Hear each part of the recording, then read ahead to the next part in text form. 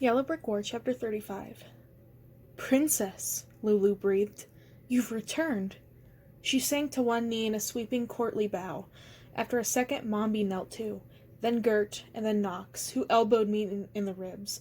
I yelped and then took the hint, curtsying before Ozma, who nodded regally. Only Glamora didn't bow.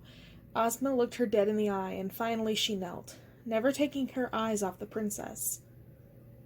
You do not think I am myself, Ozma said bemused. Glamora looked away at last, unable to meet her gaze any longer.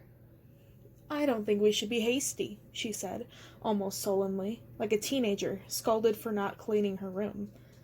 Of course it's her, Lulu barked, jumping to feet and brandishing a little pistol she seemed to have pulled out of nowhere. Why, you... Ozma laughed merrily.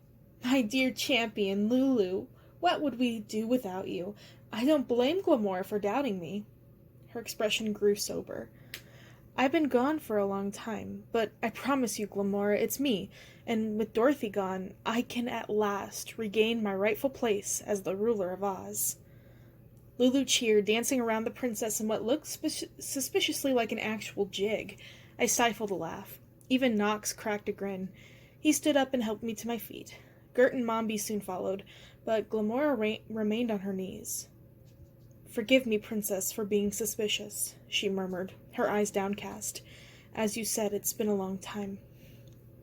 There's nothing to forgive. Ozma sighed and looked out over the ruins of what had been the Emerald City.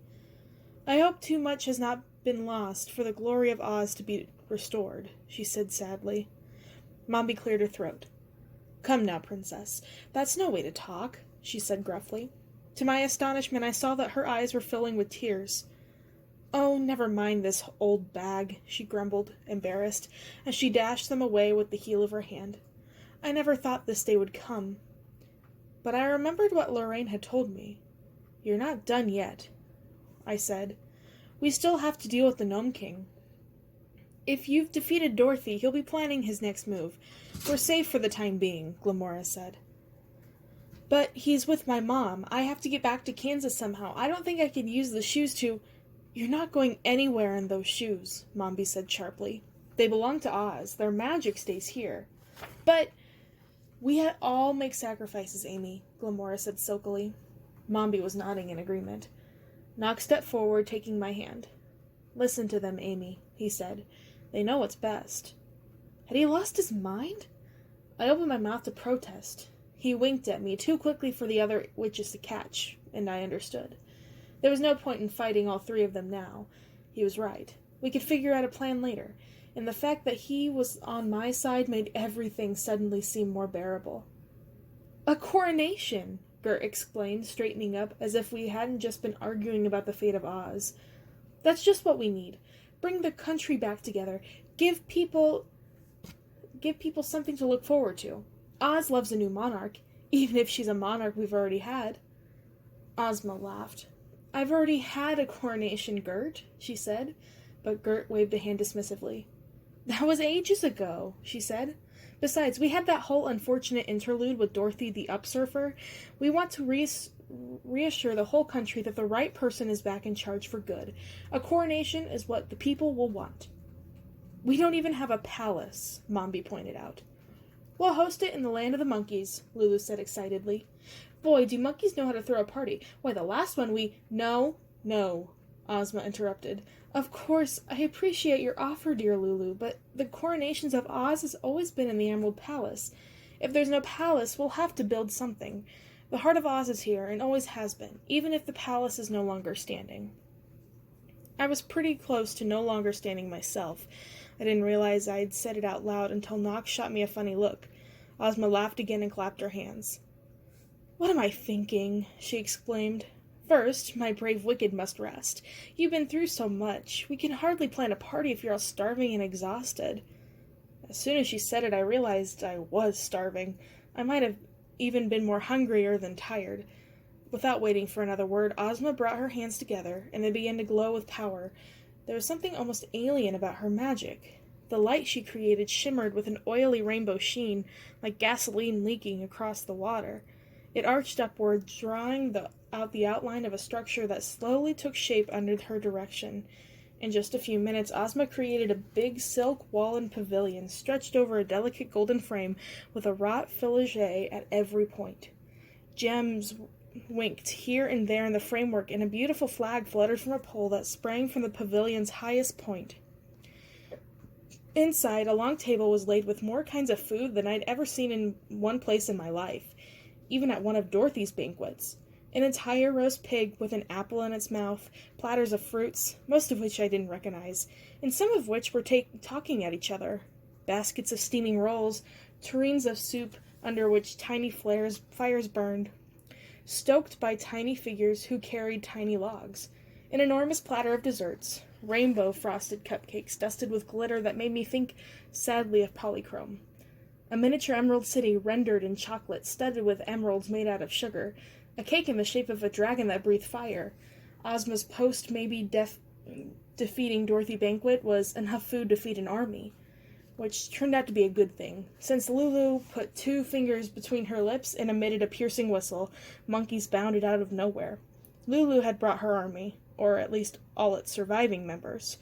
Ozma giggled as the monkeys flung themselves at the amazing spread with glee. Even Nox and Mombi were laughing. "Oh dear," she said, waving her hand, and bunches of bananas popped up at each end of the table. "You'd better eat something fast. They're not going to leave leftovers." I didn't have to be told twice. Nox and I waded in among the gleeful monkeys, who were devouring the feast like an army of locusts. I found a plate and began to fill it. I didn't even look to see what I was grabbing.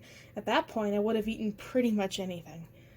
Nox and I took our plates to one corner of the pavilion, where a little table and 2 comfy chairs appeared with a pop just as we were looking for somewhere to sit. "Ozma's hospitality sure beats Dorothy's," I said, sinking gratefully into one of the chairs.